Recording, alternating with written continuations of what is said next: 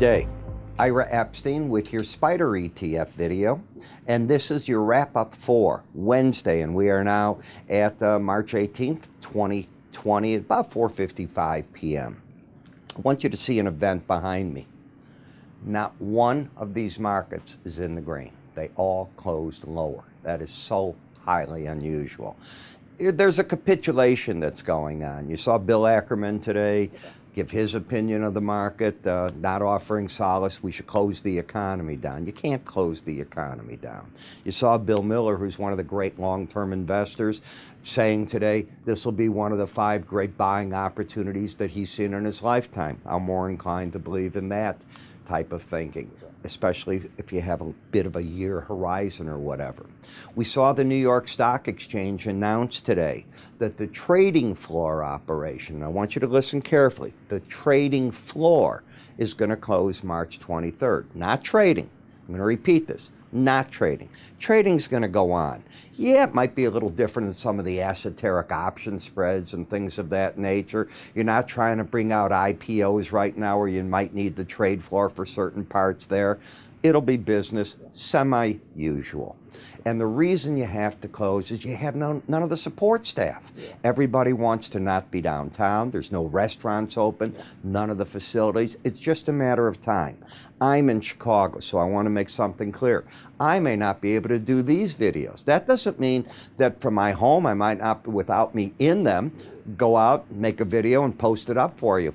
My intent is, God willing, and me not getting ill, why would I not do that? I'll be bored out of my mind not doing something.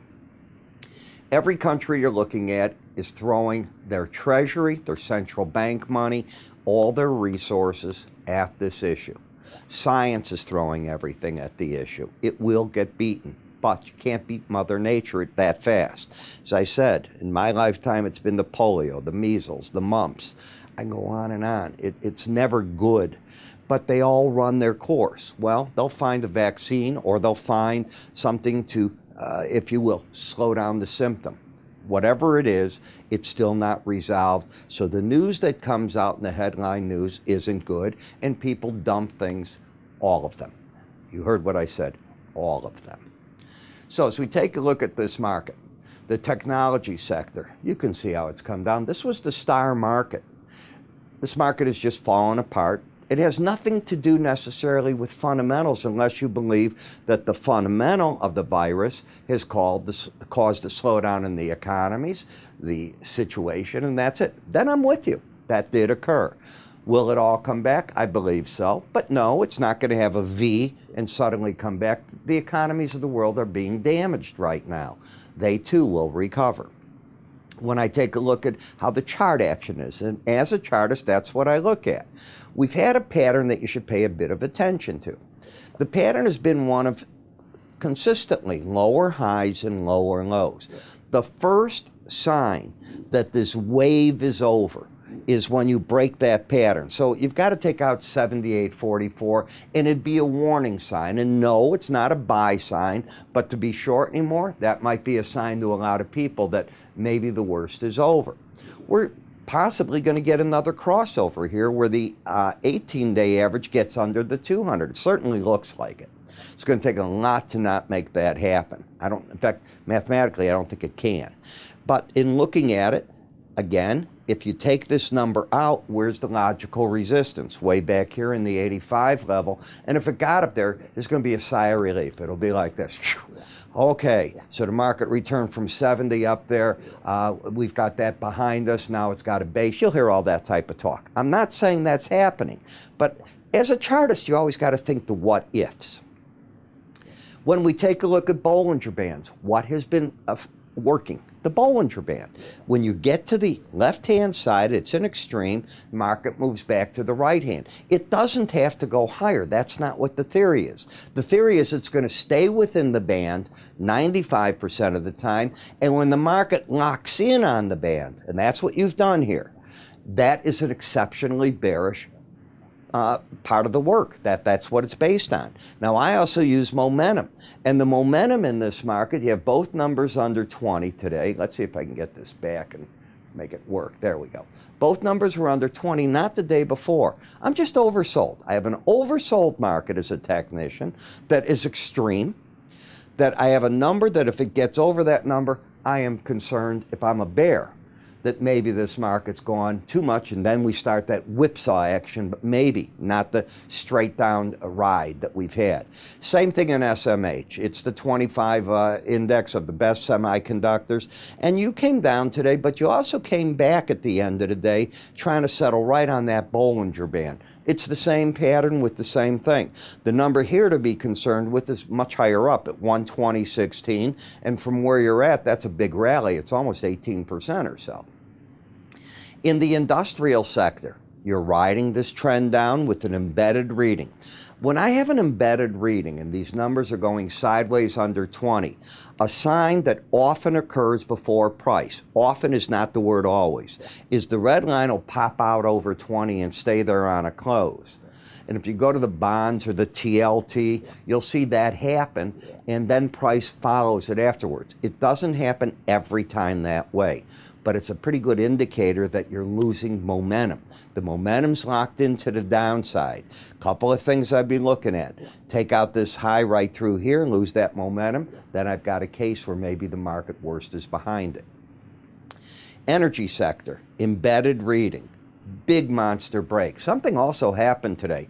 Brent oil gained on WTI almost $2.40 today. That's a monster gain in one day. They were just a difference yesterday of $1.35. All of a sudden it's up. I don't know what it means. I've looked in the charts, can't find it. Not sure if it means anything.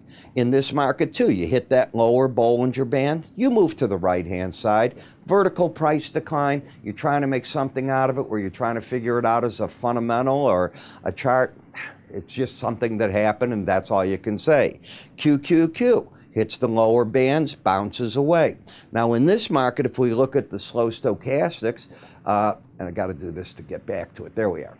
Both numbers today under 20. Both yesterday under 20, the day before. So I've got my 3 days in a row that I wanted. Now, one of the things I'll be looking for, does the red line pop? If it doesn't, the bears are still selling. Does the market get over this 184.39 level to say that it's breaking the pattern of the lower highs, lower lows? I want to make something ultra clear. I'm not looking to be a buyer. The question is, have the shorts worn their welcome out for a bit? That's the way you look at it. Emerging markets, same thing. You have the embedded reading. You don't want to see that high taken out, and you keep your eye on the embedded reading. Can you keep the embedded reading in these markets as I'm talking and take out that high and stay bearish? Yes. The hierarchy is this rules the day, not taking out the swing line high. So when you lose the momentum, the only time you can regain the embedded reading is the very next session. If you don't regain it, it's lost, and that often means price in the 18-day average or the closest moving average, in this case it's the 18, are ready to make a run at each other. By the way, where would I be wrong on that thinking? If you make a new low for the move, even if you lose the embedded reading, got to have a monetary stop. Okay, in GLD, I don't want to see 146.20 taken out if I'm a bear. You're oversold. You've hit the 200-day, the Bollinger Band, the 100-day average. You finished today at 140.70 over the lower Bollinger Band. Okay, I think that's over it. Today's, yeah. So that's over it. Enough for me. You hit a support zone and the market found a little bit of grip there. GDX confused me yesterday. I'm even more confused today. Let me come back. Chart's making me do that for some reason. But you had this monster rally that happened yesterday. Still trying to figure out why, and it gave it all up today, basically. Right back down to the Bollinger Band and stopping there. We do have a pattern, though, to talk about of lower highs and lower lows. So that's the number if I'm a bear I don't want to see taken out. Even if you do, you've got pretty big resistance at the 18 and the 100-day average, but I don't understand yesterday's action, and I guess I don't have to. This is what I'm trying to tell you when you lose an embedded reading. You lost it here, you gain it right back. Now, if you lose it again, often that is the prelude to price in the closest moving average, in this case it happens to be the 18, going to make a run at each other. And I know you get knocked out, you get nervous, you think I haven't watched this for years, and of course, make a high over there, my whole theory's wrong on that particular move. But I'm still looking, and there you go. Now what the market did from there, it's just playing around, comes down, hits the 200-day, the 100, and the lower Bollinger Band today, and again, that trio is a pretty powerful trio. I would be very surprised that the pros aren't lifting their shorts. If they didn't here, and they had remaining ones, I'd be very, very surprised. In the euro, you've gone from the high to the low. So remember, this was when people were dumping the dollar. You didn't want to own the dollar. All of a sudden the dollar, the euro takes off against the dollar. Now the euro's getting slammed against the dollar. This type of thinking is doing this, and it's putting tremendous pressure on these markets. Tradable? No. You may not want to hear that, but that's just how it is. The volatility's too big. Where you're wrong, you're getting these monster moves. Not in my game plan. But what is in my game plan, if you haven't seen it, is my morning subscriber video for futures traders. And then backing that up, I've got my SPDR ETF afternoon video that is for my afternoon subscribers. What you're seeing are the free versions. The real meat most of the time is in these. I cover 40 futures in this and probably 25 SPDR ETFs in the afternoon. The SPDR ETF video's out typically by 4:30 in the afternoon. This one is published typically by about 6:15, 6:20 in the morning. It takes a bit of time for it to get into the rendering, but not much more than that, and away you go. How do you get to these? Well, you can go to our website. Number one, you can subscribe, and if you subscribe to the morning futures one, I'm giving you some free time on the SPDR ETF as well, since that's an introductory package. I'm Ira. If you don't see me, I'll try to get things like this out. It's just that we can't get to the offices. I think you all understand that. You have a good day.